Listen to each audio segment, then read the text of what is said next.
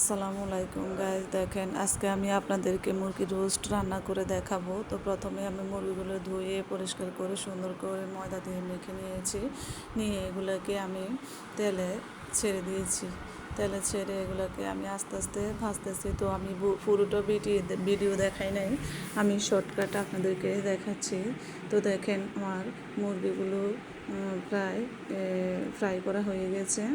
এখন আমি এগুলোকে উঠিয়ে নিচ্ছি আস্তে আস্তে। উঠিয়ে আমি একটা জায়গায় রাখতেছি। তো দেখেন গাইস, অনেকগুলো মুরগি, প্রায় এখানে 30-40 জন মানুষ খেতে পারবে। আমি সেই রকমভাবে মুরগিগুলোকে আমি ভেজে নিয়েছি। তো গাইস দেখেন, এখানে আমার প্রায় 40 থেকে 50 পিস মুরগি আছে। তো তারপরে আমি কী করলাম, অন্য একটা কড়াইতে তেল গরম করে নিয়েছি। নিয়ে ওইটাতে এই 40-50 পিসের জন্য যা লাগে পেঁয়াজ কুচি তা দিয়ে দিয়েছি। দিয়ে এখন এগুলোকে আমি নেড়ে ছেড়ে নিচ্ছি, ভালো করে এটাকে নেড়ে ছেড়ে নেব। তো গাছ দেখেন, সামান্য লালচে লালচে হয়ে আসলে আমি এটাতে সব ধরনের মশলা মিক্স করব। তো দেখেন গাইস, আমি আস্তে আস্তে আমার পেঁয়াজটা হয়ে আসছে। আমি প্রথমে দিয়ে দিচ্ছি এটাতে যে রসুন বাটা 2 কাপ পরিমাণ, তারপরে দিয়ে দিয়েছি 1.5 কাপ পরিমাণ আদা, দিয়ে দিয়েছি সরষে বাটা 1 কাপ পরিমাণ। তারপর দিয়ে দিচ্ছি আমি আপনার 1.5 কাপ পরিমাণ বাদাম বাটা দিয়ে নিয়েছি। এখন দেখেন এগুলোকে আমি ভালো করে নেড়ে ছেড়ে নিচ্ছি। নিয়ে আস্তে আস্তে সকল ধরনের মশলা দিয়ে দেব। এখন দিয়ে দিচ্ছি আমি এটাতে আপনার ব্লেন্ড করা যে মশলাটা আছে আমার, এটাতে দিয়ে দিয়েছি প্রায় 1.5 কাপ পরিমাণ। যেহেতু এখানে আমার 40 থেকে 50 পিস মুরগি আছে সেজন্য। তো দিয়ে দিয়েছি 4 টেবিল চামচ হলুদের গুঁড়ো, সাথে দিয়ে দিয়েছি আমি 5 টেবিল চামচের মতো মরিচের গুঁড়ো, কারণ ঝাল তো একটু বেশি লাগে। তো দিয়ে এটাকে আমি ভালো করে নেড়ে ছেড়ে নিচ্ছি। দেখেন গাইস, আমার মশলাটা প্রায় কষানো হয়ে আসছে। তো তারপরে আমি এটাতে দিয়ে দেবো, এখন দিয়ে দিয়েছি এলাচ দারচিনি গোটা, যেটাকে আমি ভাঙি নাই। সাথে দিয়েছি 4-5টা তেজপাতা, দিয়ে আবারও নেড়ে ছেড়ে নিচ্ছি। এখন দিয়ে দিব অল্প পরিমাণ পানি, যাতে মশলাটার যে একটা কাঁচা গন্ধ আছে ওটা চলে যায়। তো দিয়ে এটাকে আমি একটু রেখে দিচ্ছি কষানোর জন্য। দিয়ে দিলাম কুচি করা 7 থেকে 8 পিস টমেটো, দিয়ে এটাকে ভালো করে নেড়ে নিচ্ছি। তো গাইস দেখেন, আপনারাও আমার মতো এইভাবে রান্না করে দেখবেন যে রান্নাটা কেমন হয়।